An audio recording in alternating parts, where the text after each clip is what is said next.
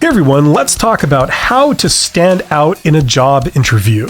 In this video, I'm going to give you the answer to that, so you'll know what to do to ace the interview and get the job.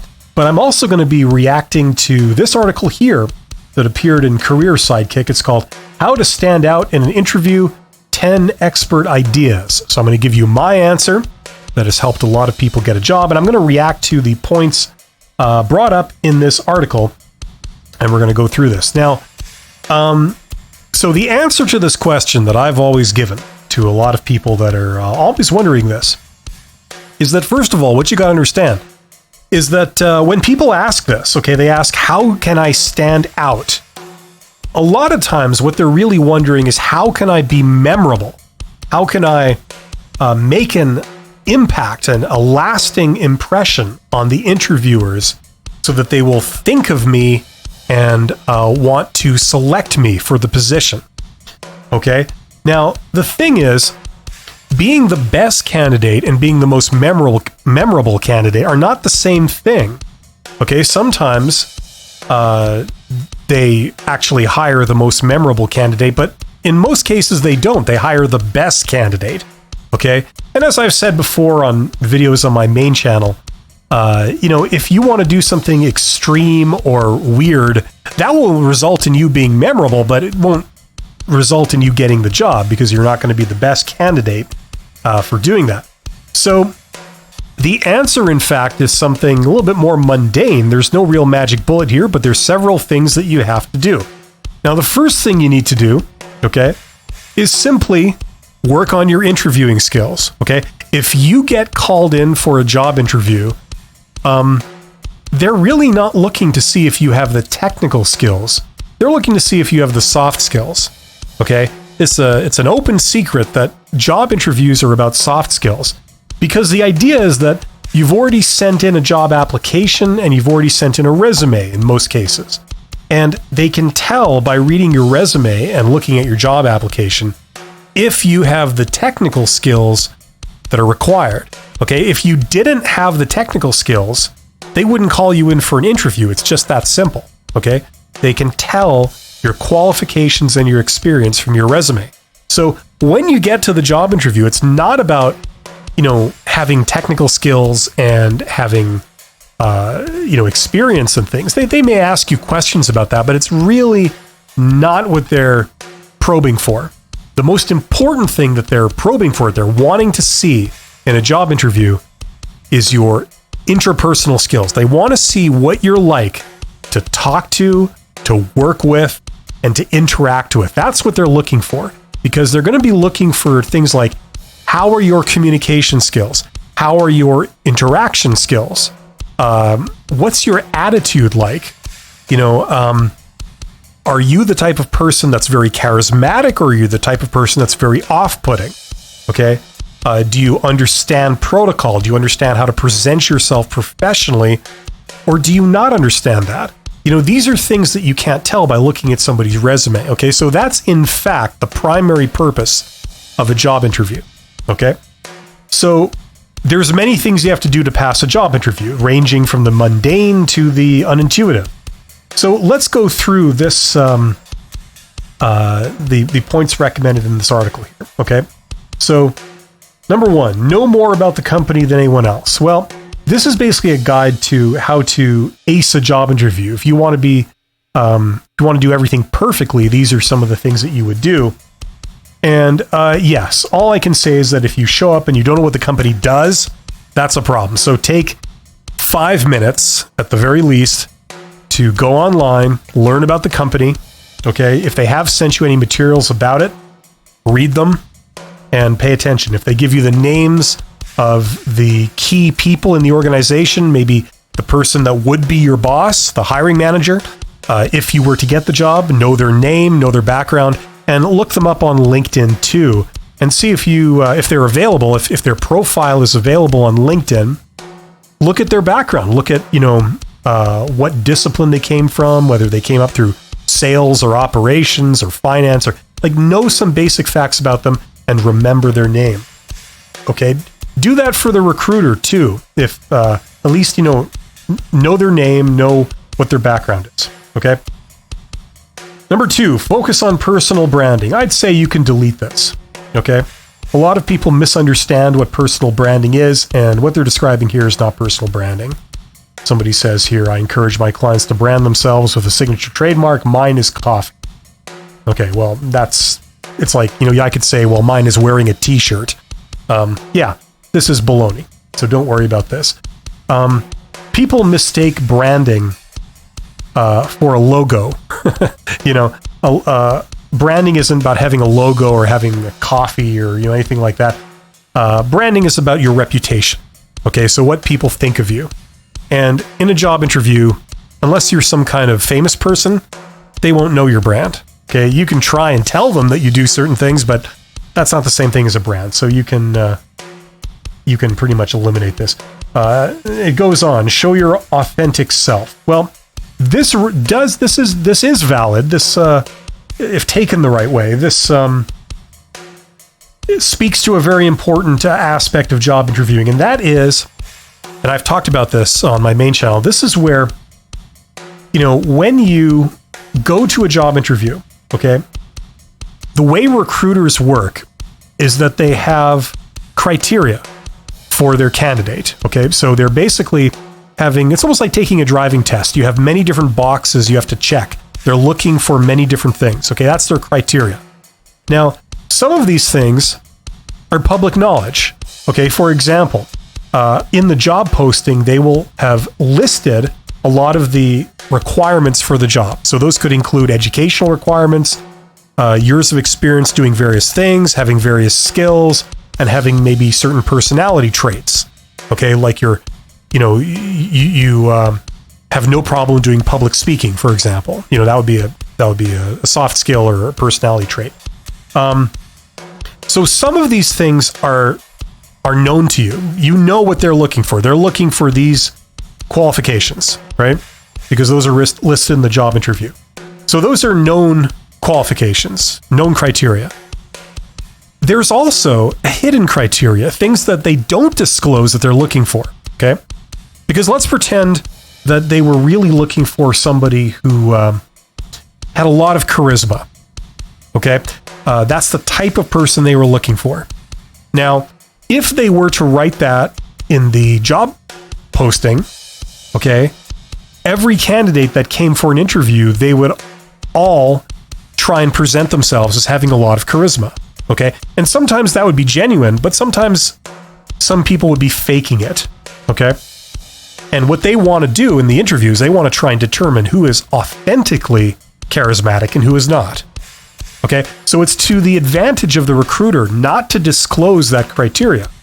So then when you interview several candidates and some of them are obviously charismatic and some of them obviously aren't, you can separate your candidates into two categories, the ones you want to continue and the ones you want to eliminate.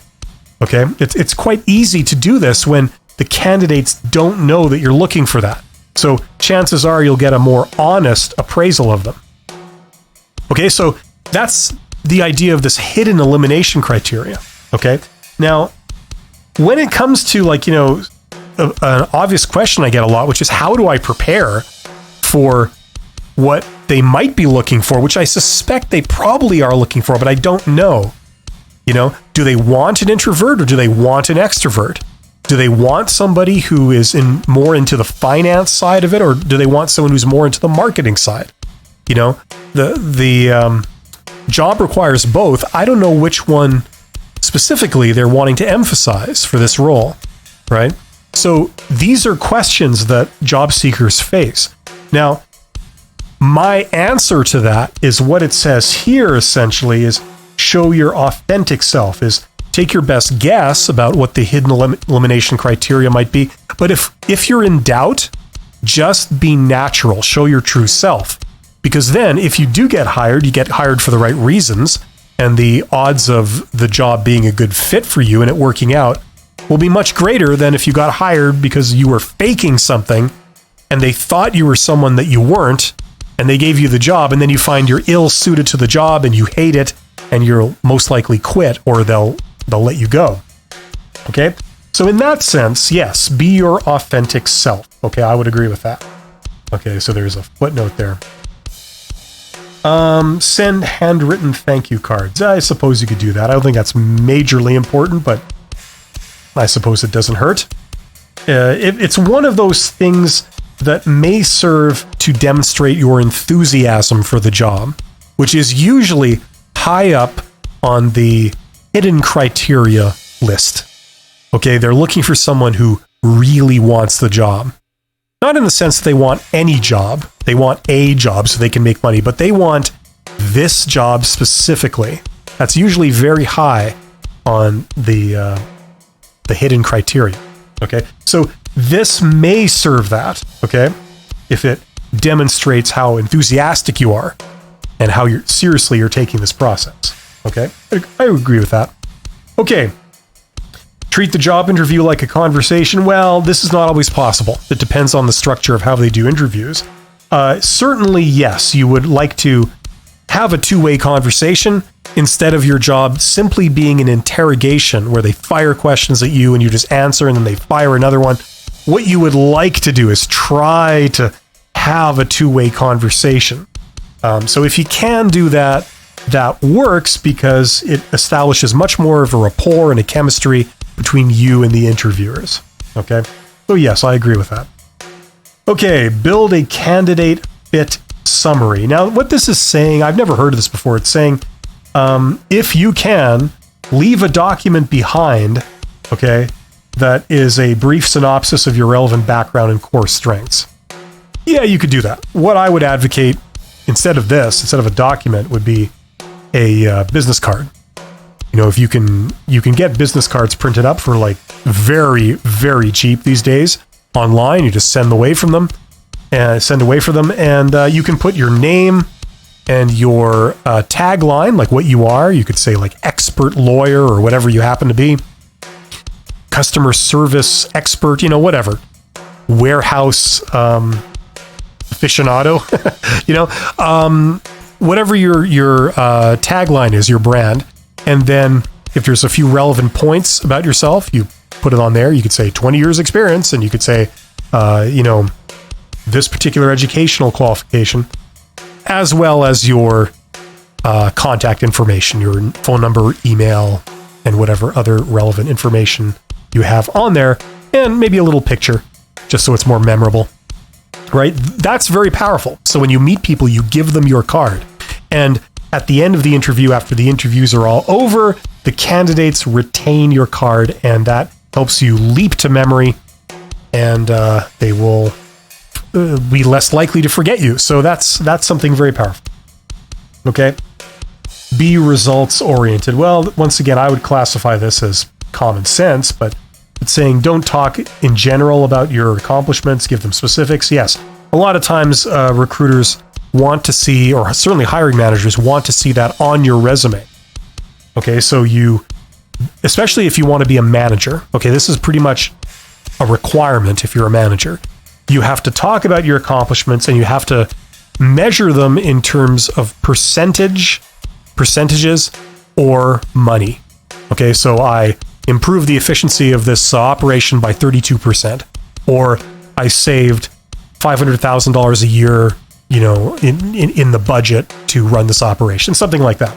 Okay, so when you speak, don't talk in general terms, just give specifics. Well, I would agree with that. It's not the most important thing in the world, but you know, for most jobs, but it does have an impact. If recruiters are tuned into that kind of thing, they don't always respond to that, but a lot of times they do. Okay, a lot of times they'll meet you with a blank stare because they don't know if that's good or not, that percentage or that value. Hiring managers will respond to that more. So if the hiring manager is the person that would be your boss if you got the job, okay, they know the technical details of the job, they would respond to that much better. Bring a case study. Well, once again, not the most important thing in the world. Now, if you happen to work in an area that's visual, okay, say you work in design, you work in, you know, drafting, you work in something that's visual, then this can work. Okay, if you bring in an example of your work, a sample. Okay, you could say, for example, I did this, and you pull it out, whether it's on your phone or it's on a piece of paper, and you give them an example right there. This is an example of the caliber of work I do. And if it's particularly impressive, it may serve your purposes in an interview. This is not, however, a requirement, and it's not always possible if you don't work in an area that's not particularly visual. Okay? This is another optional thing. Bring a 30-day, 60-day, 90-day plan. Now, I mean, the big drawback here is that it's not always possible to do this because you don't know what their expectations are 30, 60, and 90 days out for you, or for the incumbent employee that they select. You won't know this. I mean, unless you have some weird inside information. In most cases, it won't be possible to do this. But a great question to ask when they ask you, usually at the end of the interview, do you have any questions for us? A great question to ask is, what are your expectations for this role 30 days out, 60 days out, or 90 days after they start? You know, that will be a question that a recruiter probably won't be able to answer.